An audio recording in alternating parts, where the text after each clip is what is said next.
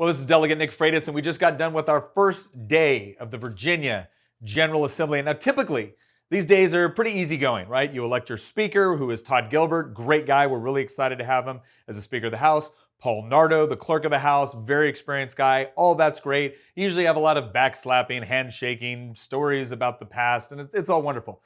Except that, of course, we had to fight over something on day one. And we're going to talk about all of that and more on this episode of Making the Argument, where we make the arguments to defend a free society.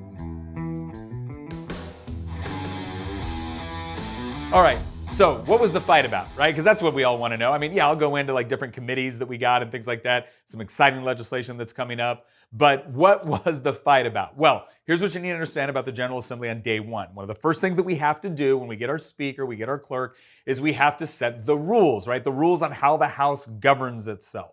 And we had some rules changes now that we've taken back over from the Democrats. And one of the rules changes that we had to do with harassment. So when the Democrats have been in charge, they put in all these different qualifications, right? You couldn't harass someone based off of race or ethnicity or gender or sexual identity or LGBTQ. And there was a ton of other things that they put in there as like these qualifications. And so we came in and now we're back in charge and we said, look, here's the deal. The underlying law in the Commonwealth of Virginia already says you can't do these things, right? And we support that.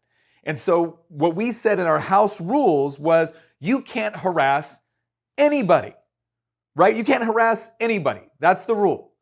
And the Democrats immediately got up. They had a problem with it, right? Delegate Marcus Simon got up. He objected to it. And then the former Speaker of the House, Delegate Eileen Fillercorn, she got up and went on this long thing about how they would not be able to accept these new House rules, even though they didn't have a problem with most of them, if we didn't include that. Because basically what she claimed is we were removing protections from these vulnerable populations. Okay, the reason why I'm telling you about this and what actually happened on the floor is because I can guarantee you just about every single major media outlet out there that is going to report on this is going to report it almost entirely from their perspective.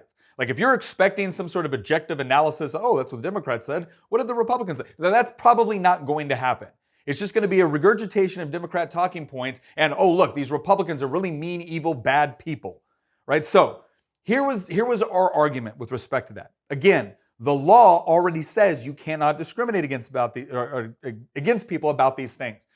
We wanted to clarify in the House rules that you cannot harass anyone.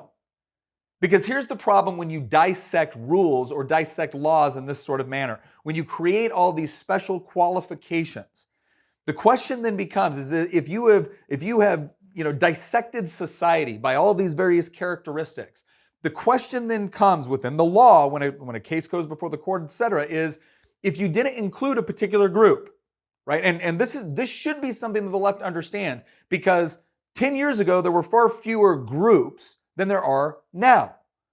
But if in the law or in the rules you specifically list all these groups but you don't mention other ones, the legal question now becomes, or the rule question now becomes, okay, well, are these people not as protected as these people?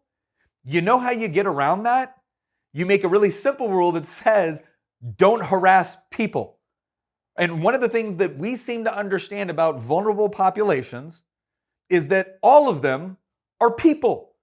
And so if you just clarify all of this and you say you're not allowed to harass anyone, and you already have the underlying law which makes all of this other considerations clear, then there's no question.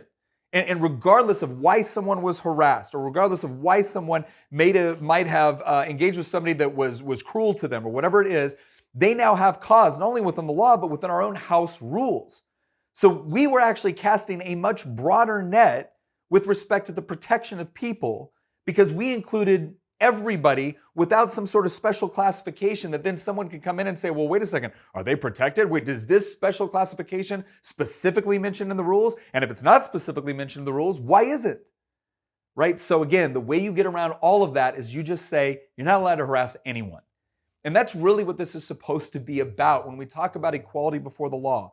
It's not to say that we don't understand that there have been various groups that has been specifically targeted either for discrimination or harassment. We get that. We find all of it to be reprehensible. The law reflects that. Our rules reflect that. Our rules also leave no question as to what happens to you if you harass someone, regardless of the reason you chose to harass them. You harassed another human being, There's consequences for that, and our rules reflect that. But instead, the left is already starting this narrative, whereas Republicans don't care about people within various groups. No, we care about all people. We believe that everyone is equal before the law. Everyone is entitled to a basic modicum of human respect and should be treated as such. And that is what our language change in those House rules reflected, regardless of the fact that you're probably not going to see many people reporting on this, sharing it from that particular perspective. So again, this comes into this argument that we've been using a lot lately, right? There's been a lot of discussion that we've had on this podcast lately about conservative versus liberal, or leftist versus liberty, or right versus left, whatever. We can have differences of opinion with respect to different issues and how we approach them. But one of the things that we have to look at is reasonable versus unreasonable. Is it reasonable for us to say that, look, if we word it this way, it covers everybody regardless of all those other characteristics or issues?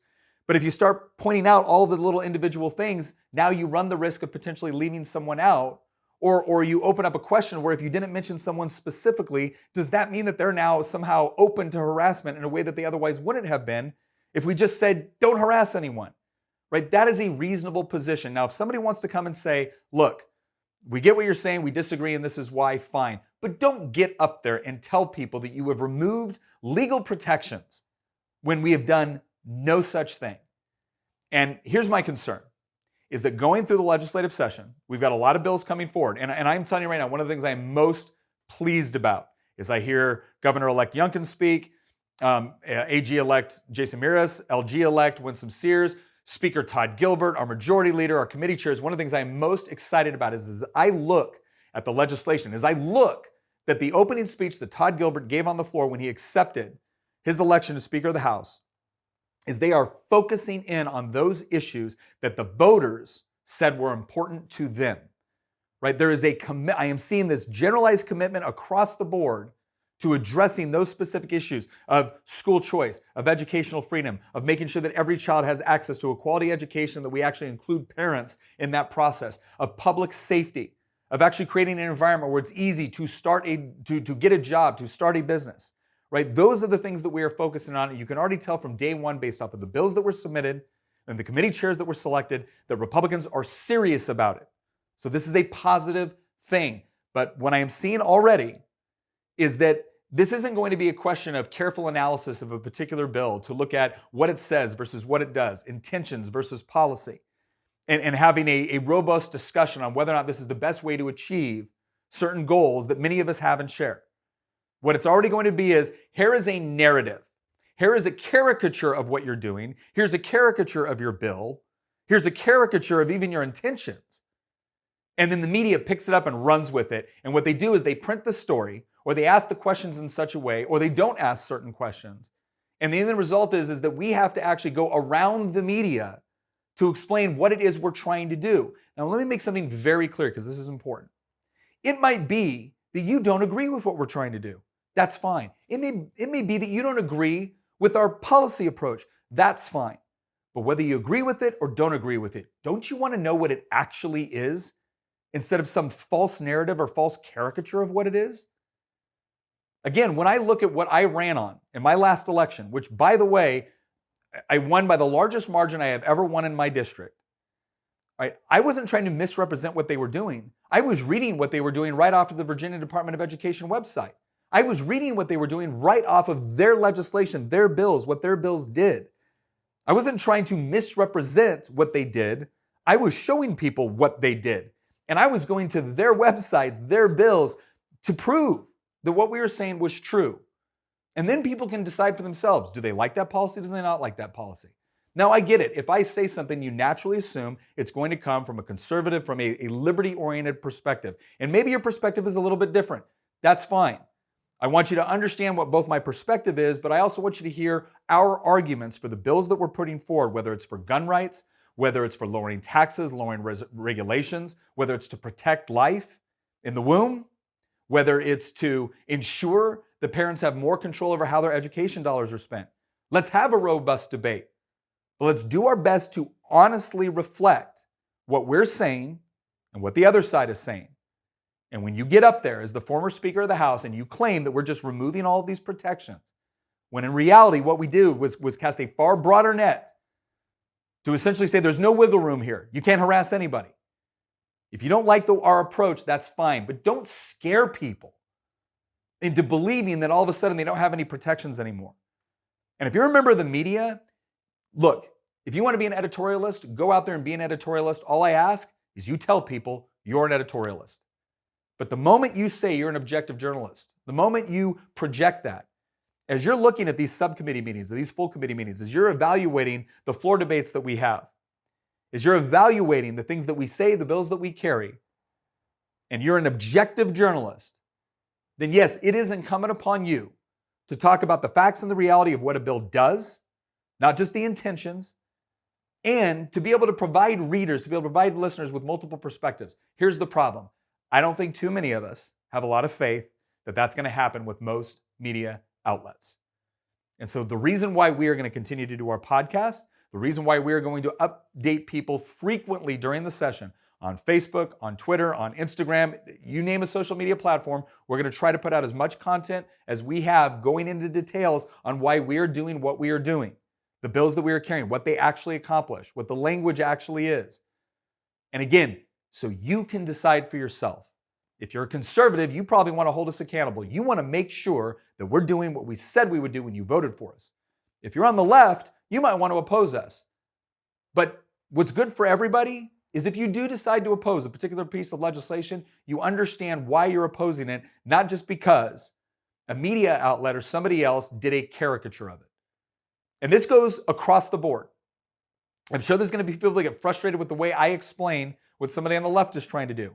But I'm telling you right now, my promise to you is that I will be as diligent as I can to honestly explain, not just from my perspective, but to try to also explain where I think the other side is coming from on a particular bill. I'm not trying to demonize the intentions of everyone that disagrees with me. Right? But I am going to be passionate for what I believe in. And I want an opportunity to be able to explain what is going on, what our legislation does, why we think it's important, so that you can decide whether or not we are doing our job. Because ultimately, you're the one that decides. But it's really hard to make that decision when so much of the mainstream media seems to be absolutely in the pockets of one of the parties that is going to be debating these issues. Now, again, there are some media outlets that do seek to be truly objective. There are other media outlets that are more right-wing, right? We acknowledge all of this, right? I'm going to be giving you things from my perspective, but again, my commitment to you is that I'm going to try to be, very honest about their perspective as well, and try to be able to accurately articulate that. Because ultimately, I don't want to trick you into believing what I believe. I don't want to trick you into thinking that my legislation does something that it doesn't do. I want you to know. I want you to be confident in that knowledge. I want you to be able to check it against multiple sources. And then I want you to be able to make a decision on whether or not you approve. So the thing I would ask you to do, we have Lobby Day coming up on January 17th. It's going to be a big event down in Richmond. If you're planning to come down there, please stop by my office. I would love to see you.